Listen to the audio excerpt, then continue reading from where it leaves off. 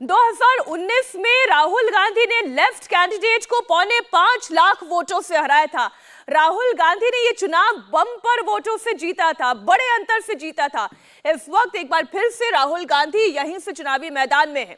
बात बीजेपी की कर ले। बीजेपी केरल प्रदेश की यूनिट के अध्यक्ष के सुरेंद्रन को यहां से टिकट दिया गया है।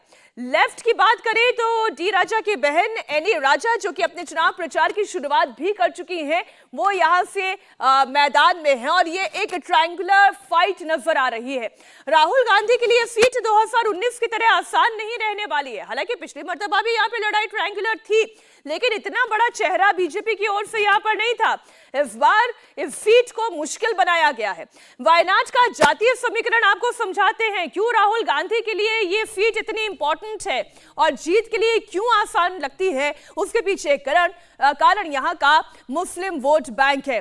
आइए वो भी आपके सामने रखती हूँ। वायनाड संसदीय सीट पर मुस्लिम वोटर करीब 41.3% के हैं।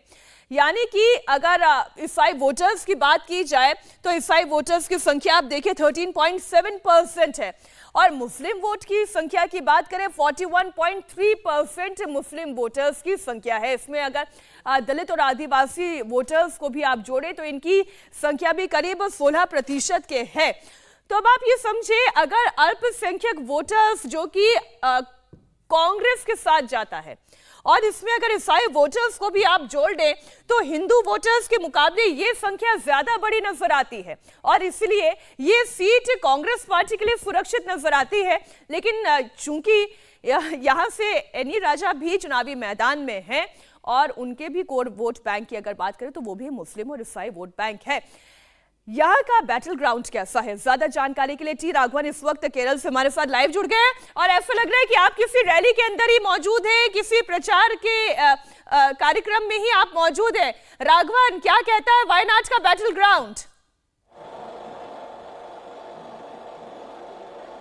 जी देखिए, ये साफ पता चलता है। मैं 2 दिन से यहाँ पर हूँ, लगातार मतदाताओं का मन टटोलने की कोशिश कर रहा हूँ। सबसे पहले हम आपको यहाँ की विजुअल्स दिखा देते हैं। मैं फिलहाल मौजूद हूँ कलपेटा बस स्टैंड के पास। ये वो जगह है वायनाड की जहाँ से राहुल गांधी का रोड शो कुछ मिनटों में शुरू होने जा रहा है। यहाँ से रोड शो के जरिए वो सिविल स्टेशन पहुंचेंगे, वायनाड जो डिस्ट्रिक्ट कलेक्टर ऑफिस, वहां पर जाकर वो अपना नॉमिनेशन फाइल करने वाले हैं। मीनाक्षी, बहुत ही दिलचस्प मुकाबला इस लिहाज से इस बार हो गया है क्योंकि जो एलडीएफ की तरफ यहाँ पर सीपीआई की जो बड़ी नेता हैं एनी राजा को यहाँ पर कैंडिडेट बना दिया गया है। 2019 का चुनाव भी हमने कवर किया था, उस वक्त भी माहौल जो है वो राहुल गांधी के पक्ष में ही था और आज भी उसमें कुछ ज्यादा डिफरेंस नहीं लग रहा। लेकिन बड़ी बात यह है कि पिछली बार 4,30,000 से ज्यादा वोटों के अंतर से, एक रिकॉर्ड वोटों के अंतर से राहुल गांधी ने यहाँ पर जो है जीत दर्ज की थी। लेकिन इस बार जो मुकाबला है वो कह सकते हैं इस लिहाज से कठिन है क्योंकि सीपीआई ने बहुत तगड़े उम्मीदवार को यहाँ पर उतारा। जब हमने एनी राजा से बात की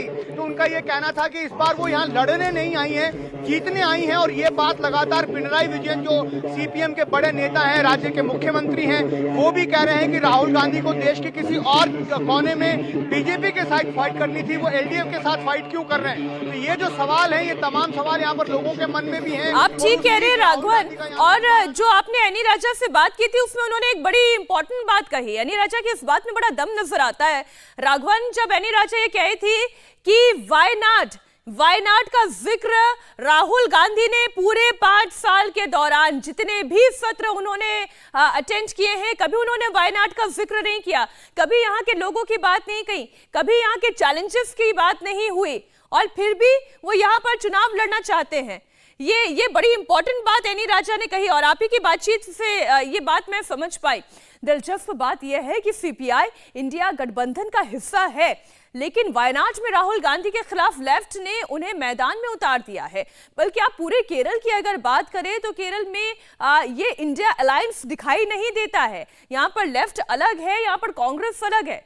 केरल के मुख्यमंत्री पिनराई विजयन ने भी राहुल गांधी पर जबरदस्त अटैक किया और कहा कि राहुल गांधी को केरल से नहीं उत्तर प्रदेश से चुनाव लड़ना चाहिए था।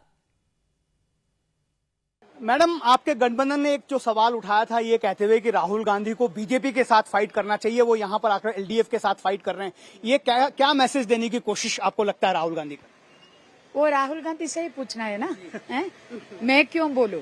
मैं वामपंथी पार्टियों की कैंडिडेट उम्मीदवार है इधर वायनाड कॉन्स्टिट्यूएंसी से, तो हम इधर कंटेस्ट कर रहे हैं जीतने के लिए।